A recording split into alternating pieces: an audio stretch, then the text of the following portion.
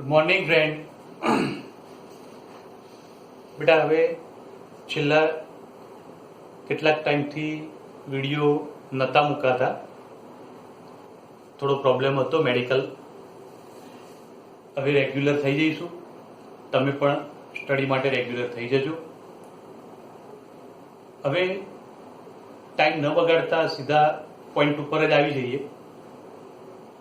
છેલ્લે જે ચર્ચા કરી હતી એમાં કોયડો 2.20 ક્લિયર કરી ગયા હતા. હવે વાત આવે છે 2.21 ની.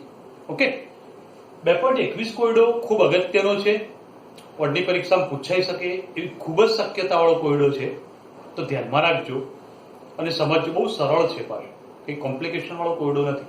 થોડું અન્ડરસ્ટેન્ડ કરો, આવડી જશે. ઓકે, રકમ પહેલા સમજી લઈએ. બે તત્વો છે એ અને બી, એના દ્વારા બે પ્રકારના સંયોજનો બનવાની વાત કરી છે, AB2 અને AB4. હવે આવા સંયોજનો બને છે તો આ સંયોજનોને અલગ અલગ રીતે બીકરમાં 20 ગ્રામ બેન્ઝીનમાં ઓગાળે. એક બીકરમાં 20 ગ્રામ બેન્ઝીન લીધું, બીજા બીકરમાં 20 ગ્રામ બેન્ઝીન લીધું, એકમાં AB2 ઓગાળ્યું, બીજામાં AB4 ઓગાળ્યું. ઓકે, આ બંને ઓગાળ્યા ત્યારે AB2 ને ઓગાળવામાં આવ્યું અને દ્રાવણ બનાવ્યું ત્યારે તેના ઠાર બિંદુમાં 2.3 કેલ્વિન જેટલો ઘટાડો થયો. કોનું? AB2 દ્વારા. અને AB4 ને જ્યારે ઓગાળ્યું ત્યારે તેના ઠાર બિંદુમાં 1.3 કેલ્વિન જેટલો ઘટાડો થયો. દ્રાવક બેન્ઝીન છે તો બેન્ઝીન માટે Kf બરાબર 5.3 છે. ઓકે, તો 5.3 લઈશું તો A અને B નો પરમાણુ ભાર શોધવાનો છે. ઓકે, તો હવે A B નો પરમાણુ દળ એટલે કે પરમાણુ ભાર કેવી રીતે નક્કી કરીશું? બહુ સરળ, ઇઝીલી ક્લિયર કરી શકાય એવી વાત છે. સૌથી પહેલા આપણે સંયોજન AB2 અને AB4 બંને સંયોજનના આણ્વીય દળ નક્કી કરી દઈએ. હવે આણ્વીય દળ નક્કી કરવું હોય તો આપણે 4 પદ્ધતિઓ વાપરી શકીએ છીએ, જેમાં ઠાર બિંદુમાં અવનયનની પદ્ધતિનો ઉપયોગ કરીએ. કેમ કે ઠાર બિંદુની વાત કરી છે. ઓકે, તો ઠાર બિંદુમાં અવનયનની વાત કરીએ છીએ તો અહીંયા આગળ ધ્યાન આપજો બગા. ડેલ્ટા TF KF ગુણ્યા 1000 W2 છેદમાં M2 W1. ઓકે, જ્યાં M2 શું છે? અજ્ઞાત પદાર્થનો આણ્વીય દળ જે AB2 માટે છે. તો આપણે પહેલા જ ઉપર ક્લિયર કરી દઈએ AB2 માટે. બરોબર, ચલો હવે ડેલ્ટા TF AB2 માટે ઠાર બિંદુમાં કેટલો ઘટાડો થયો છે? 2.3 કેલ્વિન નો. તો ડેલ્ટા TF 2.3, KF બરાબર બેન્ઝીન માટે 5.1, 1000 W2 દ્રાવ્યનું વજન. કેટલો દ્રાવ્ય નાખ્યો છે? ક્લિયર કરેલું જ છે. 20 ગ્રામ બેન્ઝીનમાં 1 ગ્રામ પદાર્થ ઓગાળ્યો છે, તો મતલબ અહીંયા 1 લઈશું. M2 અજ્ઞાત પદાર્થનો અણુભાર શોધવાનું છે. ચલો ઓકે, હવે અહીંયા આગળ વાત કરીએ W1 દ્રાવકનું વજન એટલે બેન્ઝીનનું. તો બેન્ઝીન કેટલો લીધેલો છે આપણે? 20 ગ્રામ. તો અહીંયા 20 લઈ લઈશું. ઓકે, ચલો હવે M2 બરાબર 5.1 ગુણ્યા 1001 છેદમાં 2.3 અને અહીંયા 20. કેલ્ક્યુલેટરમાં આનું સાદુરૂપ તમારે આપવાનું છે. ઓકે, તો સાદુરૂપ આપશો તો જવાબ તમારો હશે 110.86 યુનિટ માસ. એનો એકમ લખી દઈશું. હવે અણુભાર મળી ગયો. કોનો? AB2 નો. હવે અણુભાર જાણતા હોઈએ તો એના ઉપરથી આખું એક સૂત્ર ક્લિયર કરી શકીએ. ધ્યાન આપજો બકા.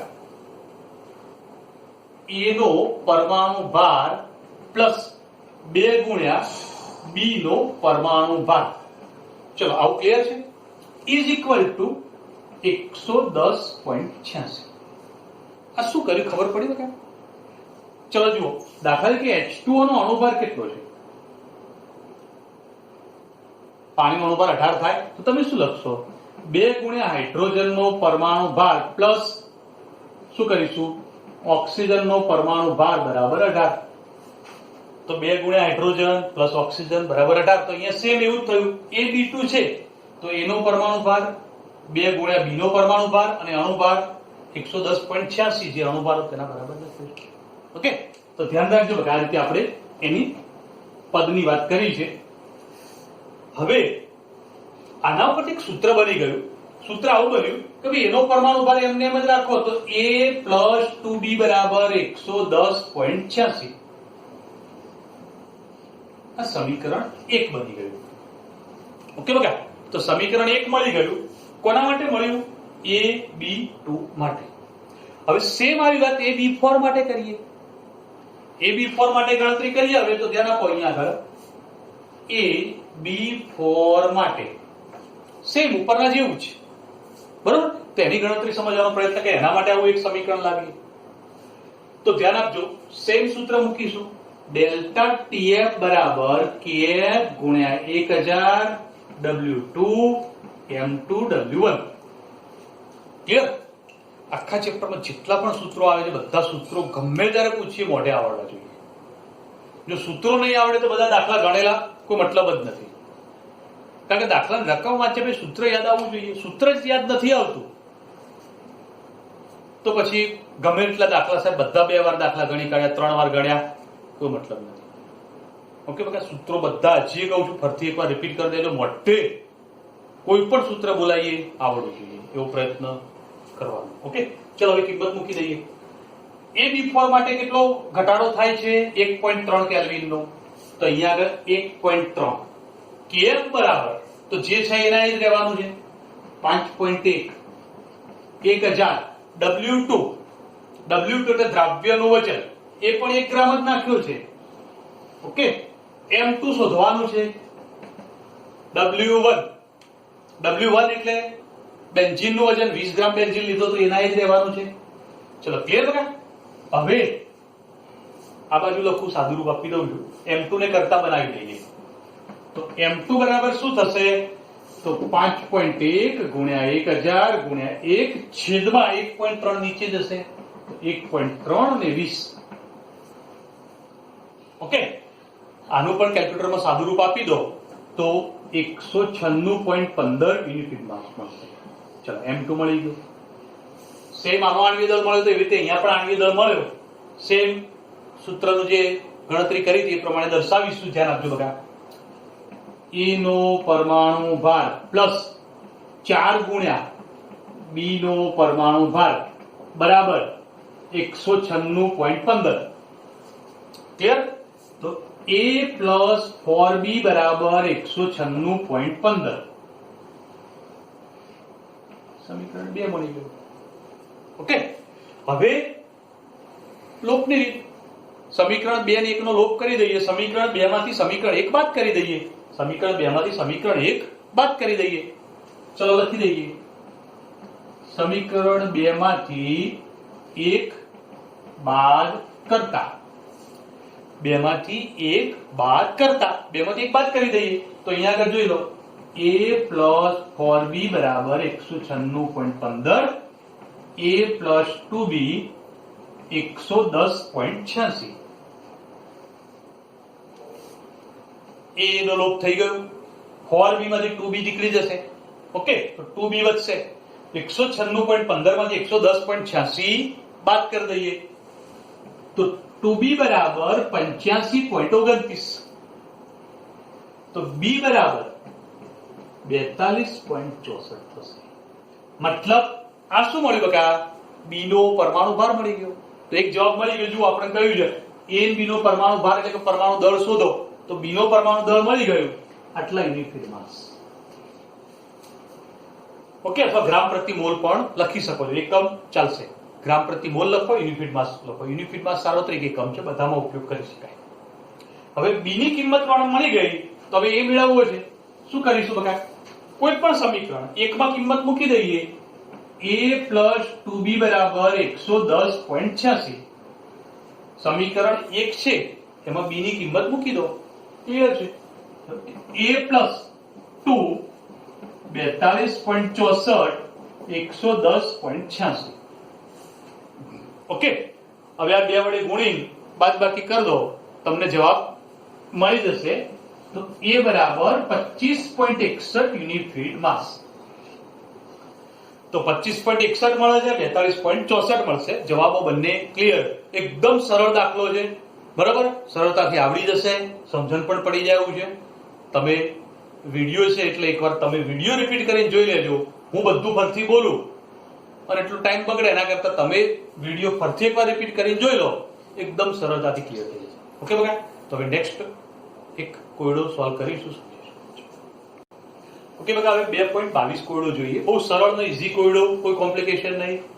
300 કેલ્વિન તાપમાને 36 ગ્રામ ગ્લુકોઝ ધરાવતા દ્રાવણનું અભિષણ દબાણ 4.98 બાર છે. એક દ્રાવણ થઈ ગયું. બીજી વાત કરીએ, તે જ તાપમાને કોઈ બીજું દ્રાવણ છે કે જેનું અભિષણ દબાણ 1.52 બાર હોય, તો એ વખતે એની સાંદ્રતા કેટલી થશે? ઓકે, તો શોધવાનું શું છે? સાંદ્રતા. બરાબર? તો સાંદ્રતાની ગણતરી અહીંયા આગળ ક્લિયર કરીશું અને સમજવાનો પ્રયત્ન કરીશું. તો બોલું, ધ્યાન આપતા જજો, બકાન ક્લિયર કરતા જજો. હવે અહીંયા આગળ જે ચર્ચા કરી છે એ પ્રમાણે સાંદ્રતા શોધવી છે, તો સૌથી પહેલા એનું દળ શોધી કાઢીએ. તો ધારો કે આ બંને દ્રાવણ, આપણે જે 2 બીકરમાં દ્રાવણ લીધા એ બંનેનું કદ 1000 મિલીલીટર છે, ઉધાર લઈએ. તો ધારો કે દ્રાવણનું કદ બરાબર 1000 મિલીલીટર. કેટલું થાય બકા? 1000 મિલીલીટર. હવે દ્રાવણનું કદ 1000 મિલીલીટર થાય છે, તો અહીંયા આગળ શું કરીશું? તો એને સમજવાનો પ્રયત્ન કરીએ અને ક્લિયર કરીએ કે ભાઈ પહેલું દ્રાવણ હોય તેના માટે અભિષણ દબાણ pi1 = W1RT mv. તો અહીંયા આગળ આપણે આ ચર્ચા સમજીએ કે ભાઈ પહેલા દ્રાવણ માટે તો બીજું દ્રાવણ pi2 = W2RT mv. બધું સેમ છે. જુઓ, આ રચનાંક છે, T તાપમાન કહી દીધું છે, M એટલે અણુભાર, ગ્લુકોઝ જ નાખ્યો છે, અણુભાર પણ બદલવાની જરૂર નથી. V એટલે કદ આપણે 1000 ધારી દીધું, એટલે આમાં 1000 ના 1000, બંને દ્રાવણ 1000 વાળા જ છે. ઓકે, તો હવે ક્લિયર. બંને 2 દ્રાવણ છે એના અભિષણ દબાણનો ગુણોત્તર લઈ લઈએ. તો અહીંયા આગળ pi1 upon pi2 is equal to શું થશે? W1 upon W2. કેમ? કારણ કે RT upon MV મૂકીએ તો અહીંયા નીચે RT upon MV બધું પદ ઉડી જવાનું છે. ક્લિયર? તો આવું થઈ ગયું. કિંમત એપ્લાય કરી દઈએ. તો ધ્યાન આપજો બગા, દ્રાવણ 1 માટે અભિષણ દબાણ 4.98, દ્રાવણ 2 માટે અભિષણ દબાણ 1.52. ચલો, દ્રાવણ 1 માં ગ્લુકોઝ કેટલો નાખ્યો તો 36 ગ્રામ, તો દ્રાવણ 2 માં ગ્લુકોઝ કેટલો નાખ્યો હશે તેની ગણતરી કરી દઈએ. ઈઝી જ છે. ચલો, W2 બરાબર કરતા બનાવો 36 1.52 / 4.98. ઓકે, તો અહીંયા આગળ જે વાત કરીએ પ્રમાણે W2 આપણને મળી જશે, મતલબ એનું વજન મળશે W2 બરાબર 10.98 ગ્રામ મળશે વજન. બોલો, આટલું બોલે એમાં કોઈ પ્રોબ્લેમ, કન્ફ્યુઝન? ઓકે, તો હવે અભિસરણ દબાણ ઉપરથી આપણે વજન શોધી કાઢ્યું, સાંદ્રતા શોધવાની બાકી છે. તો સાંદ્રતા શોધી કાઢીએ. મોલારિટી બરાબર શું થશે? સૂત્ર મૂકી દઈએ. તો અહીંયા આગળ સૂત્ર મૂકીએ, ક્લિયર કરીએ. 1000 W2 M2 V millilitre. Okay, ચલો હવે 1000 W2 દ્રાવ્યનું વજન 10.98, M2 અણુભાર, કયો પદાર્થ છે? ગ્લુકોઝ. ગ્લુકોઝનો અણુભાર 180. મોઢે જોવો જોઈએ. ગ્લુકોઝ, ખાંડ ને યુરિયા ત્રણનો અણુભાર મોઢે જોવો જોઈએ. તો અહીંયા આગળ 180, કદ 1000 ધારી દીધું હતું. સીધી સરળ વાત થઈ ગઈ. 1000 જતા રહે, 10.98 ભાગે 180 તમે ક્લિયર કરી દો તો મોલારિટી મળી જશે 0.061 મોલર. કમ્પ્લીટ. તો અહીંયા આગળ સરળતાથી મોલારિટી મેળવી શકાય. ઓકે, નેક્સ્ટ કોડો જોઈએ અને સમજીએ. હવે એક ખૂબ જ સરળ અને ઈઝી દાખલો અહીંયા આગળ ક્લિયર કરીશું અને સમજીશું. બઘા 2.26. જો કોઈ સરોવરના પાણીની ઘનતા 1.25 ગ્રામ પ્રતિ મિલીલીટર હોય અને તે 92 ગ્રામ Na+ પ્રતિ કિલોગ્રામ પાણી ધરાવતું હોય તો સરોવરના પાણીમાં Na+ ની મોલારિટી શોધો. એકદમ ઈઝી દાખલો છે. ઓકે, ચલો મોલારિટીનું સૂત્ર જુઓ. મોલારિટી બરાબર 1000 ગુણ્યા દ્રાવ્યનું દળ, દ્રાવ્યનો આણ્વીય દળ અને દ્રાવકનું દળ. ઓકે, તમારે કેટલી વસ્તુ જોઈશે હવે જુઓ, એક એક ક્લિયર કરે. દ્રાવ્યનું દળ મતલબ અંદર દ્રાવ્ય કેટલો છે, તો સરોવરના પાણીમાં દ્રાવ્ય એટલે સોડિયમ. કેટલો સોડિયમ છે અંદર? 92 ગ્રામ Na+. તો સોડિયમ કેટલો થયો? 92 ગ્રામ થયો. તો દ્રાવ્યનું દળ 92 થઈ ગયું. ઓકે, દ્રાવ્યનો આણ્વીય દળ મતલબ દ્રાવ્ય એટલે સોડિયમ, તો સોડિયમનો આણ્વીય દળ એટલે સોડિયમ પરમાણુ છે, તો પરમાણુ ભાર લઈ લઈએ. તો સોડિયમનો પરમાણુ ભાર કેટલો છે? 23. ઓકે, હવે જેમાં સોડિયમ ઓગળ્યો છે દ્રાવકનું દળ કેટલો છે જુઓ, વાંચો. 92 ગ્રામ Na+ પ્રતિ કિલોગ્રામ પાણી. પ્રતિ કિલોગ્રામ એટલે 1 કિલોગ્રામ પાણીમાં 92 ગ્રામ સોડિયમ છે, તો મતલબ પાણી એટલે દ્રાવકનું દળ કેટલું થઈ ગયું?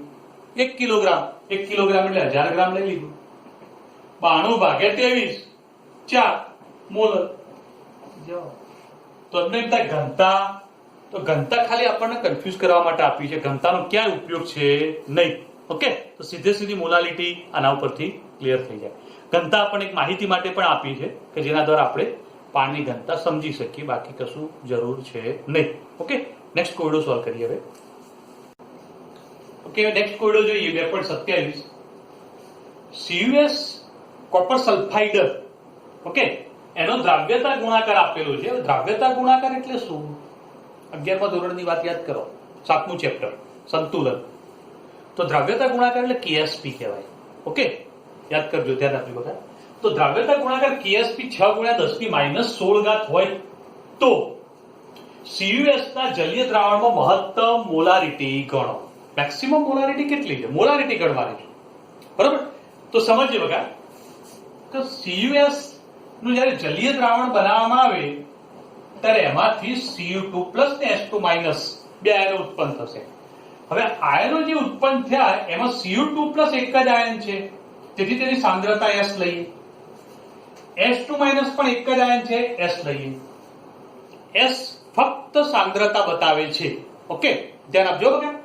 આગળનો ગુણક 1 છે એટલે ઉપરનો વીજભાર નથી જોવાનો. દાખલા તરીકે કોઈ પદાર્થ આવો હોય MgF2, તો શું થાય? Mg2+ અને 2F-. ઓકે, તો આના માટે શું કરીશું? S અને 2S, કેમ કે બે ફ્લોરિન છે એટલે, બરાબર? તો આ સમજવા માટે ખાલી જાણકારી માટે લખ્યું. કદાચ કોઈ દાખલો બદલાઈ જાય ને આવી કોઈ રકમ આપી હોય તો ગણતરી કરી શકીએ. ધ્યાન આપજો બગા. તો હવે ધ્યાન આપો, S એટલે સાંદ્રતા બતાવે છે. KSP નું સૂત્ર શું? તો ધ્યાન આપજો, KSP બરાબર Cu2+ ની સાંદ્રતા H2- ની સાંદ્રતા. Cu2+ ની સાંદ્રતા S છે ને આ પણ S છે, તેથી KSP શું થશે? તો KSP બરાબર S². ઓકે, KSP ની કિંમત મૂકી દો હવે, 6 × 10⁻16 S². એકદમ ઈઝી થઈ ગયું. તો વર્ગમૂળ કાઢી દો, તો S બરાબર વર્ગમૂળમાં 6 × 10⁻16, 6 નું વર્ગમૂળ. તો કેલ્સીમાં કરી શકો છો. ઓકે, તો 6 નું વર્ગમૂળ કાઢી દો, ક્લિયર કરી દો, તો 2.45. 10⁻16 વર્ગમૂળ, 16 નું વર્ગમૂળ ના કરતા 4 નહીં, વર્ગમૂળ કરવાનું, ઘાતનું વર્ગમૂળ આવે એટલે ભાગ્યા 2 કરવાના. તો અહીંયા આગળ 10⁻8. તો આટલી મોલારિટી આપણને મળી ગઈ, અથવા મોલ પ્રતિ લિટર પણ લખી શકો છો. ઓકે ઓકે, તો બહુ સરળ છે, ઈઝી છે. આપણે પહેલા જ બોલ્યા, તો S એ સાંદ્રતા દર્શાવે છે. સાંદ્રતા મળી ગઈ. ઓકે, નેક્સ્ટ કોયડો સોલ્વ કરીએ. ઓકે બગા, હવે કોયડો 29મો ગણી, એના પહેલા 28મો કોયડો જે છે એ હોમવર્કમાં કરજો. દળથી ટકા શોધવાના છે. હવે દળથી ટકાનું સૂત્ર વિચારો તો શું થશે? Percentage of weight by weight બરાબર 100 × દ્રાવ્યનું દળ. દ્રાવ્યનું દળ આપેલું છે જુઓ રકમમાં, છેદમાં દ્રાવણનું દળ. તો દ્રાવણનું દળ તો શું થશે? તો દ્રાવકનું આપેલું છે ને દ્રાવ્યનું આપ્યું, બેનો સરવાળો કરી નીચે દ્રાવણનું દળ લઈ લેજો. સાદુરૂપ આપજો, જવાબ આવી જશે. ઓકે, તો એ દાખલો હોમવર્કમાં ક્લિયર કરી દેજો. આ દાખલો પણ બહુ સરળ છે. નેલોરફિન એક પદાર્થ છે જેનું અણુસૂત્ર આપેલું છે, મોર્ફિનને સમાન છે, નિંદ્રા પ્રેરક ઉપયોગમાંથી તેના લક્ષણો દૂર કરવા માટે ઉપયોગી છે. નેલોરફીનનો ડોઝ 1.5 મિલીગ્રામ છે. 1.5 મિલીગ્રામનો ડોઝ શરીરમાં આપવામાં આવે. જરૂરી 1.5 × 10⁻³ મોલર જલીય દ્રાવણનું દળ ગણો. મતલબ શું થયું? નેલોરફીન જ્યારે આપવામાં આવે ત્યારે મોલાલિટી કેટલી જ આપી દીધી છે. એ વખતે જલીય દ્રાવણ બનતું હોય તો દ્રાવણનું દળ શોધવાનું છે. હવે સૌથી પહેલા જે નેલોરફીન આપ્યું છે એનો અણુભાર ગણી કાઢો. તમે કાર્બન 19, હાઇડ્રોજન 21, નાઇટ્રોજન અને 3 ઓક્સિજન. ઓકે, તો અણુભારની ગણતરી તમે જાતે કરી દો અને ક્લિયર કરો. તો આણ્વીય દળ તમે ગણશો એનો તો 311 ગ્રામ પ્રતિ મોલ મળશે. ચલો, અણુભાર મળી ગયો વખત દ્રાવ્યનો. હવે મોલાલિટી બરાબર 1000 ગુણ્યા દ્રાવ્યનું દળ, દ્રાવ્યનો આણ્વીય દળ અને શું હશે તો દ્રાવકનું દળ. બરાબર, મોલાલિટી તમને ક્લિયર છે. 1.5 ગુણ્યા 10⁻³ દ્રાવ્યનો આણ્વીય દળ મતલબ અંદર દ્રાવ્ય કેટલો તો નેલોરફીન જે છે એનું પ્રમાણ 1.5 મિલીગ્રામ. મિલીગ્રામમાં છે, ગ્રામમાં ફેરવી દઈએ એટલે 10⁻³ કરવી પડશે. ઓકે, એનો આણ્વીય દળ 311. દ્રાવકનું દળ શોધવાનું છે. એકદમ ઈઝી છે. બરાબર, એની સંજ્ઞા W0 લઈ લઈએ આની તો 1000 1.5 ગુણ્યા 10⁻³ છેદમાં 311 1.5 ગુણ્યા 10⁻³ બધું ઉડી જશે. 3.21 ગ્રામ શું મળ્યું? બકા દ્રાવકનું દળ મળ્યું. તમને દ્રાવણનું દળ માંગ્યું છે પણ અંદર દ્રાવ્ય પદાર્થ મિલીગ્રામમાં છે. જુઓ, બહુ નહીવત છે, એને અવગણી દો. તો જે દ્રાવકનું દળ છે એ જ દ્રાવણનું પણ છે. તો અહીંયા આગળ ક્લિયર કરીશું. દ્રાવણનું દળ બરાબર 3.21 ગ્રામ. કેમ? તો સ્પષ્ટતા કરજો કે દ્રાવ્ય પદાર્થ નહીવત છે. ઓકે, તો અહીંયા આગળ સરળતાથી ગણતરી કરી શકાય એવો દાખલો છે.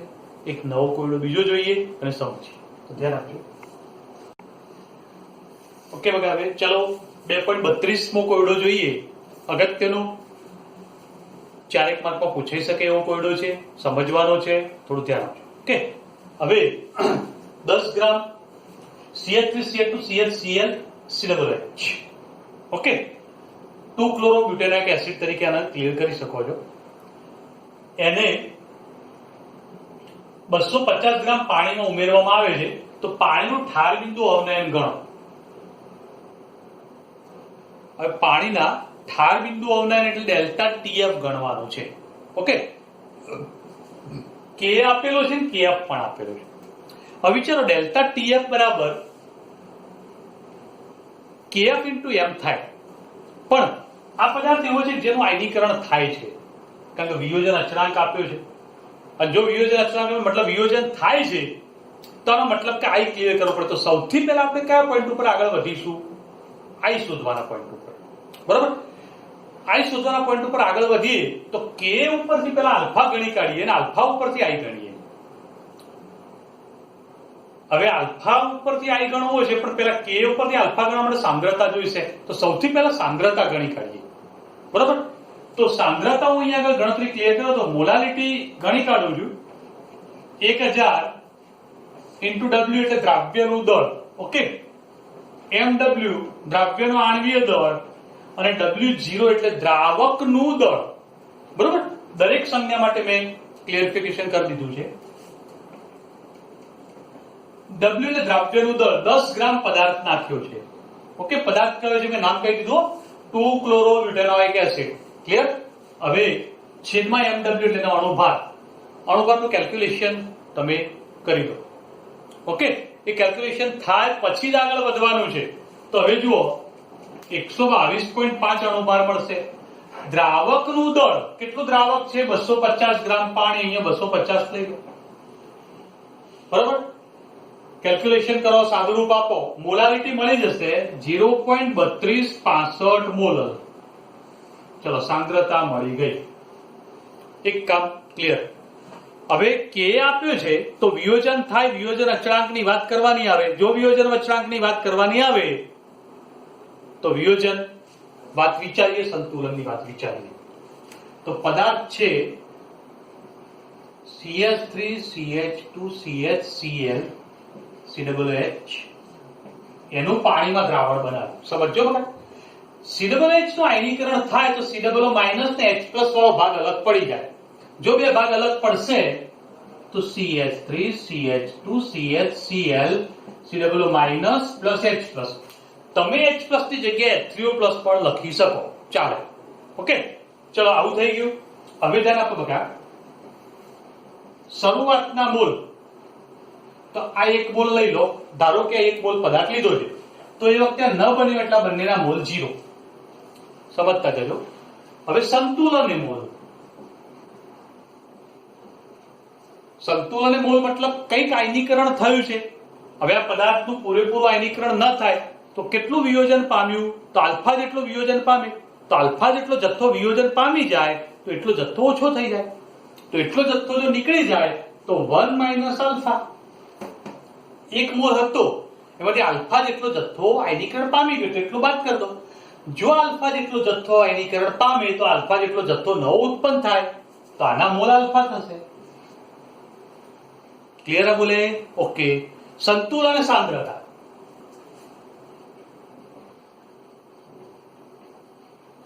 તો અહીંયા આગળ 1 માઇનસ આલ્ફા ઇન્ટુ સી, જે સી શું છે?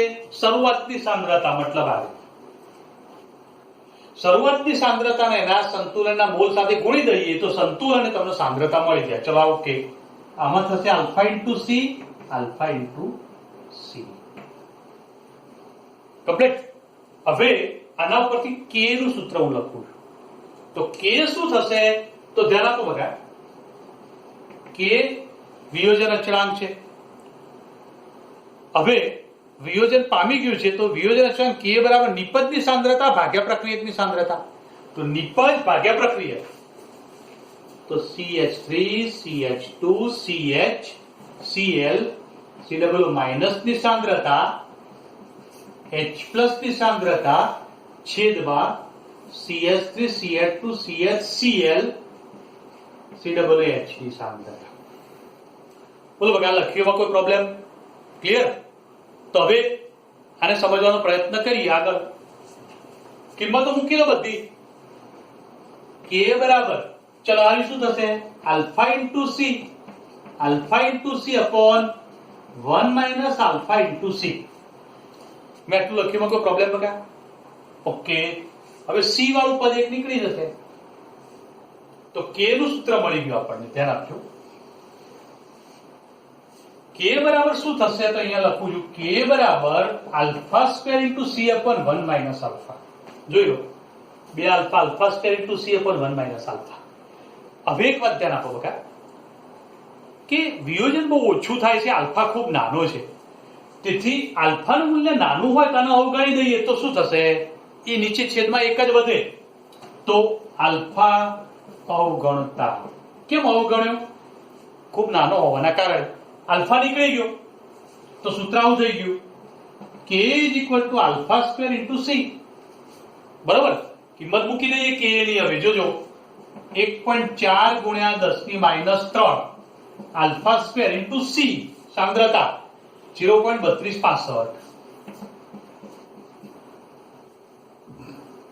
કમ્પ્લીટ. ઓકે.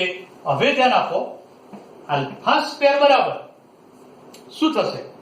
તો આલ્ફા સ્ક્વેર બરાબર 1.4 ગુણ્યા 10 ની માઈનસ 3 ભાગ્યા 0.3265. બરાબર? આલ્ફા સ્ક્વેર બરાબર, હવે સાદું રૂપ આપી દઈએ. જોજો, આલ્ફા સ્ક્વેર બરાબર 4.288 ગુણ્યા 10 ની માઈનસ 3. ખાલી આ બેનો ભાગાકાર જ કર્યો છે, માઈનસ 3 એમને. આલ્ફા સુધાનું વર્ગમૂળ કરવું પડે, પણ વર્ગમૂળ કરવા માટે માઈનસ 3 ઘાત હોય તો વર્ગમૂળ થાય નહીં. તો ઘાત બેકી લાવવી પડે. બેકી ઘાત લાવવા માટે શું કરીશું? તો આલ્ફા સ્ક્વેર બરાબર 42.88 ગુણ્યા 10 ની માઈનસ 4. બરાબર? હવે વર્ગમૂળ કાઢી દો 42.88 નું. તો શું થશે? તો ક્લિયર કરી દઈએ બગા અને સમજી લઈએ કે ભાઈ એનું વર્ગમૂળ થશે 6.54 10 ની માઈનસ 2. આલ્ફા બરાબર 0.0654. એક પોઈન્ટ આપણને મળી ગયો આલ્ફા. ક્લિયર? હજુ દાખલામાં ઘણું બધું બાકી છે, ધ્યાન આપજો. હવે થોડી જગ્યાની લિમિટ, બોર્ડ નાનું છે તો થોડું ભાગ પાડીને ગણો છું, પણ ધ્યાન રાખજો બકા, તમે બરોબર સમજી લેજો. આલ્ફા મળી ગયો, હવે આઈ શોધવો છે. આઈ મળી જાય તો આપણું કામ પૂરું. બરાબર? આઈ કેવી રીતે શોધીશું? તો ધ્યાન આપજો બકા, આઈ શોધવા માટેની વાત. તમે અહીંયા આગળ જે ક્લિયર કર્યું એ પ્રમાણે સંતુલન અને મોલ લઈ લઈએ. કયા મોલ લઈએ? સંતુલન. તો અહીંયા લખું જોજો બકા, સંતુલન મોલ. સંતુલન અને મોલ એટલે બધા કુલ મોલ. તો સંતુલન સમય જો આ પદાર્થના મોલ કેટલા છે? આના મોલ, આના મોલ. તો સંતુલન અને કુલ મોલ લખી દઉં. 1 minus alpha plus alpha plus alpha થઈ ગયું. 1 minus alpha plus alpha plus alpha. તો સંતુલન અને મોલ કેટલા થઈ ગયા બગા? 1 પ્લસ આલ્ફા. તો અહીંયા આગળ સંતુલન એ કુલ મોલ. હવે ધ્યાન આપો, આઈ. આઈ બરાબર શું થાય? તો સૂત્ર જોજો, સંતુલન એ મોલ છેદમાં શરૂઆતના મોલ. સંતુલન એ મોલ કેટલા છે? 1 પ્લસ આલ્ફા. શરૂઆતના મોલ 1. જોઈ લો, શરૂઆતના મોલ 1. બરાબર? તો આનો મતલબ એવો થાય કે આઈ બરાબર 1 પ્લસ આલ્ફા. આલ્ફાની કિંમત મૂકી દો, અરે 0.0654. બરાબર? તો આઈ બરાબર 1 પ્લસ 0.0654. આઈ બરાબર 1.0654. ચલો, હવે આઈ મળ્યો 1.0654. બસ હવે કિંમત મૂકી દઈએ. તો delta TF is equal to I KF into એમ.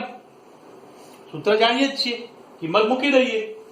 તો આઈ બરાબર 1.0654.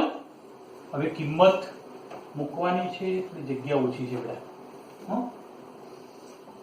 તો ડેલ્ટા ટીએફ બરાબર આઈ કેએફ ઇન્ટુ એમ. આઈ બરાબર 1.0654, કેએફ બરાબર 1.86 અને મોલારિટી 0.3265. ઓકે, તો અહીંયા 0.3265. થોડા અક્ષર નાના કાઢ્યા છે, પણ તમે બોલિંગ ક્લિયર કરવું છે, તમારે ક્લિયર થઈ જશે. ઓકે, તો હવે ડેલ્ટા ટીએફ બરાબર 3 નો ગુણાકાર કરી દો. ગુણાકાર કરો એટલે જવાબ ક્લિયર, 0.65 કેલ્વિન. આપણો જવાબ. બોલો, 4 માર્કનો દાખલો પૂછાઈ શકે, પણ સમજવાનો છે, બહુ ઇમ્પોર્ટન્ટ દાખલો છે, ધ્યાન આપજો. ઓકે બરાબર? તો નેક્સ્ટ ચર્ચા નેક્સ્ટ એપિસોડમાં કરીશું. Okay, good day.